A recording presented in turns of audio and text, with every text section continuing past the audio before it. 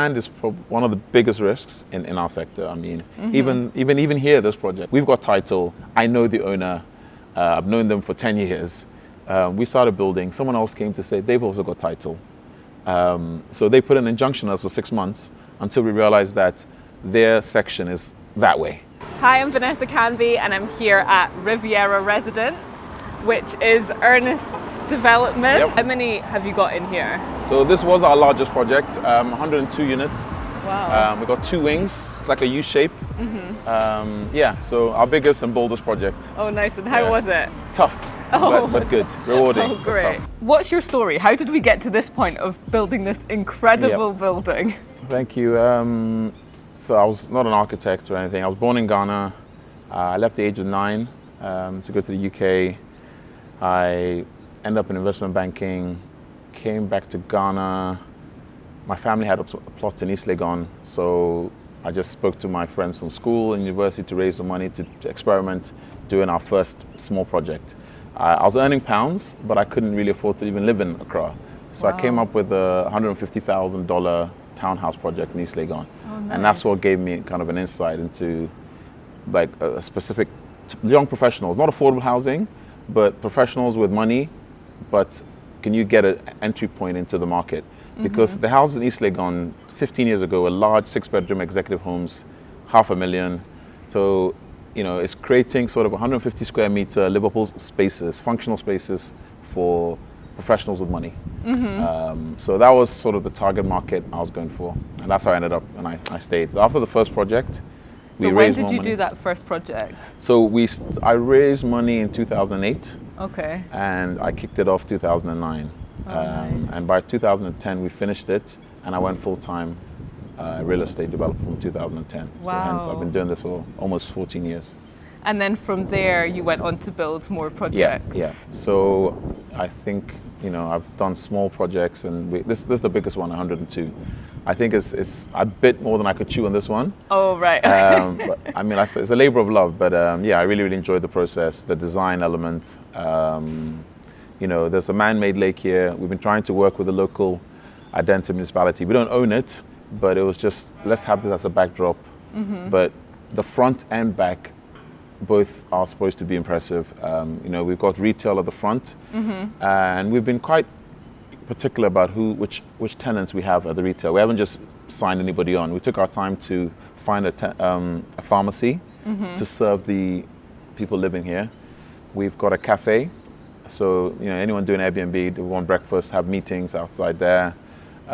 We've got a sort of a kind of discretionary sweet shop, which what's it called? Frolato. They do frozen ice cream. We've got butchers and we've got wine. So all that serves. It's supposed to serve the people living here. The community, yeah. I mean, it does serve us. We've been staying here now for just over a week, and it's been great to just like take the kids down, frozen yogurt, pharmacy, perfect to have one on site. So weekends you don't need to be forced to get into a car and go out if you don't want to. Yeah, so that's no, the it's whole ideal. Yeah. And so you going from being an investment banker to a real estate developer. Yeah. How has that been, and what's been the difference? So I was investment banker covering media. So I wasn't European TV stocks. How's it been? I think any job, you know, it's the skill sets you can take for life. Where it's just basic, you know, cost benefit, back of envelope, working out numbers, just certain skill sets, you know, basic Excel analysis, soft skills, talking to people, negotiating. They're skills for life, no matter what industry. So it was a smooth transition. Well, and I was just learning. I was learning from architects, structural engineers. You just spend time with them, and you get to understand how they work, and it helps you give them a better brief on projects. Because I think in Ghana, we say to an architect, please, here's my land, design for me. But over time, you get to realize you have to dictate the scope and the brief. Otherwise, architect will design you anything. Right. So I think it's having the responsibility to take the direction, the design brief, give the more detailed design brief, rather than say design for me. And do you have to be across the whole development from start to finish? Yeah. So unfortunately, in Ghana, from land acquisition, even to sales and post construction management, we do the whole value chain. Whereas in the UK, you don't even need to own. Someone else can buy the land. You take it off them. The sales, you can outsource sales. Yeah.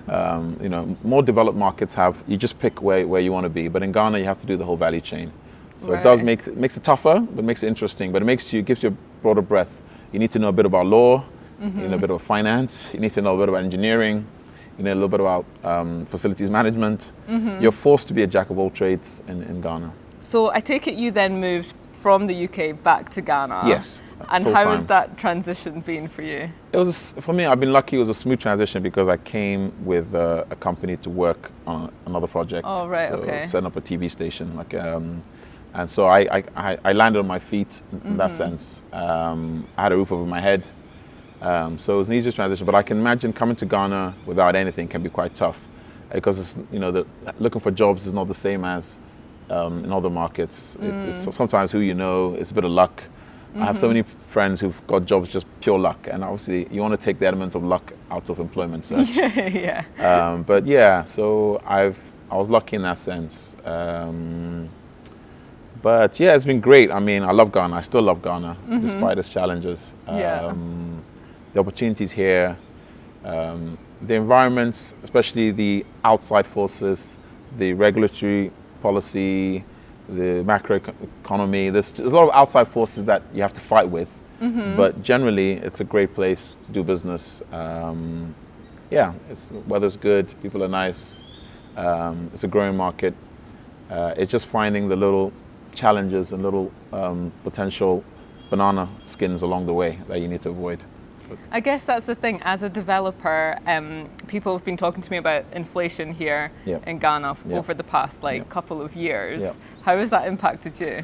So, inflation, I mean, it's currently 35%, but most of last year was at 50%, right? Oh my goodness! So it's real estate. Actually, everyone says it is sort of the best natural hedge against inflation because rents are adjusted every year, 2 years to inflation. So it's a good asset class in an inflationary sort of setup like Ghana. But for us, the cost of materials goes up.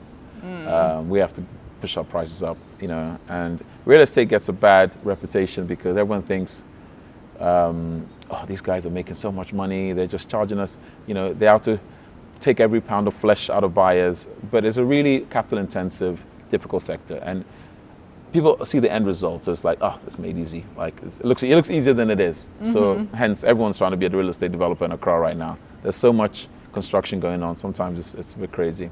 But yeah, it's we have to adjust. Hence especially in central Accra, we're forced to charge in dollars.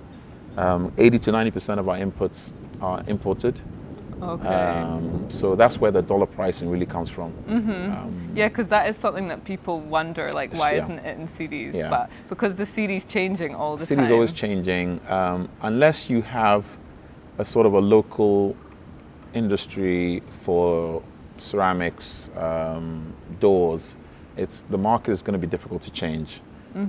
So if I'm an Italian developer, I can buy tiles in a week, just order it, it comes to me. All right, and I pay in local euro currency. But in Ghana, I have to order 3 months ahead of time, and that's cash tied in for 3 months. Wow, yeah. All right, it gets to the port, you have to pay duty, VAT. There's risk of breakages because there's so many stops along the way. Theft when you get to site, or warehousing. So there's so many extra costs.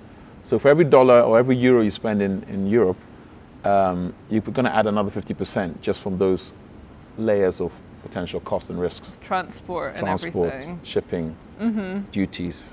Yeah. I mean, it's interesting for people who are interested in buying as to why the costs are what they are. Everyone thinks it's just, if it's $1, add another 50 cents to it to build in Ghana. Yeah. And so for somebody that is looking to buy, why would you recommend buying with you?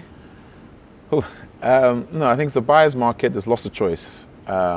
We can only sell sort of, I guess, what we really truly believe, which is like everything we do, added value to the buyer. I think we try to be genuine about this. Like, what can we do to make people, it's their life savings, respect their money, and give them something they'll love. So You know, most of the buildings I would want to live in it myself. So here we're offering, you know, amenities that support the lifestyle that we think people want to live. We care about our buildings. We try to create something impactful. So we don't just build for the sake of building. I'm quite particular about the location. We were the first people to sort in this area, and in the last 3 years it's changed so much. This area is unrecognizable. We did a project in Ridge. We were sort of the first apartment building in Ridge, North Ridge, on a corner. The designs are different. Our designs are different because we have to stand out. But yeah, we try to just change, do something we care about. I think we are passionate about building and creating living environments for people. I think it's we care. Looking, they might be thinking, should I build or should I buy? You know, should I buy an apartment or should I build? Yeah. What do you think as somebody who has actually built yourself? No, I'll be genuine. I mean, it's if you have a passion for building and you have people, a support network, people to advise you, then build yourself. All right. Ghana allows that. You know, although you can't go to Germany, central Germany, and say I want to build my own house. It's difficult. But Ghana allows you the platform to sort of build your own house if you have that network and you know what you're doing. However, real estate again, it's unforgiving. You got your life savings and you make a mistake from day one, it's going to cost you. So unless you're sure of yourself, you're best buying from a third party rather than doing yourself. It depends on your own skill set. I mean, if you have the passion and you have people to help you build yourself. Is that? But I'd say it's just not straightforward here. Like, I mean, I bought land, 2 plots of land about a year and a half ago, 2 years ago. You got the paperwork? No. Do you know what I mean? That's the thing, is like, and it was pretty, it wasn't just from any random person. I actually went through the court and everything like that. And even then, no paperwork. Still no paperwork. There is some paperwork. You still got the land? Yeah, it's still there. Then you're lucky.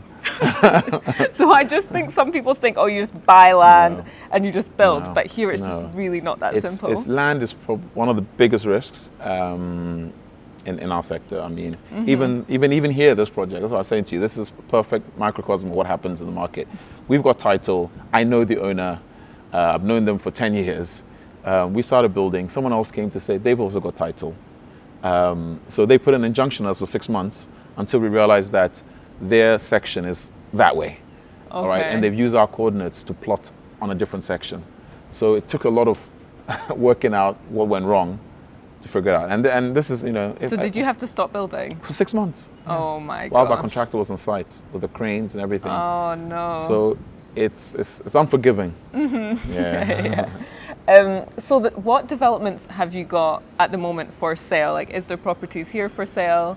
So this Riviera is mainly secondary sales. So it's 102. Maybe you have a few people who bought and now want to resell. But in terms of the developer-owned units, we have the penthouse, which we haven't sold yet. Oh, nice. And then we are building a phase next to it. Okay. Which is predominantly studios and 1 beds only. All right. Just to move away, we've got 3 beds and 2 beds here. And we found out the market, when you mix 2 beds and studios, people are using studios for Airbnbs, and it clashes with the family-orientated units. So we are trying to create a sort of a different block for studios and 1 beds. So it's just separate out the traffic a little bit. That's a good idea. So that's phase 3, what we're doing on that side. Okay. Yeah. And what's the starting price of those? So the studios are sold out on that one. We started selling them at 79, and the last one sold at 100. So it's been quite a big price uplift. But we have some 1 beds left, and the 1 beds are about 159 to 170. Okay. And then apart from those ones, what other properties have you got? So we're just trying to wrap this up. So hopefully by middle of the year, we'll finish with this one. And then we're doing Pinewood, which is an airport, 36 units. The aim is to finish that in December. The structure's almost done, so it's finishing now. Ordering lifts, tiles, so on. So yeah, we're looking forward to that. It's going to be a busy year. Wrap up these 2, and then hopefully launch something in the next 3 months. Oh, amazing. And so for Pinewood, what units have you got in there? So Pinewood, we're actually literally almost sold out. That's why we're looking for the next pipeline. Oh, right. We have a 2-bed which has come back on the market, but apart from that, we're almost done. Wow. It was our best-selling project, even in COVID. Okay, I guess it's the location. Location, design. Yeah, I think those two are really important for us. Okay, nice. Yeah, I mean the location of that one, I passed it by because I went to a friend's house and I was like, oh wow, it's right there. Good location. I like the design, and we're also we're working with the World Bank to get something called EDGE certification. It's to make it sort of, you get a certificate for sustainability criteria. Right, okay. They're helping us with that. Oh, nice. There's cooling, energy saving mechanisms. Yeah, so we're looking forward to that. Thanks so much for watching this video. If you want to see part 1 of me going around the properties, just head into my description and the link will be there for that video. And if you're interested in purchasing one of these, then there's also a link in my description if you want to make an inquiry. Thanks so much. Bye.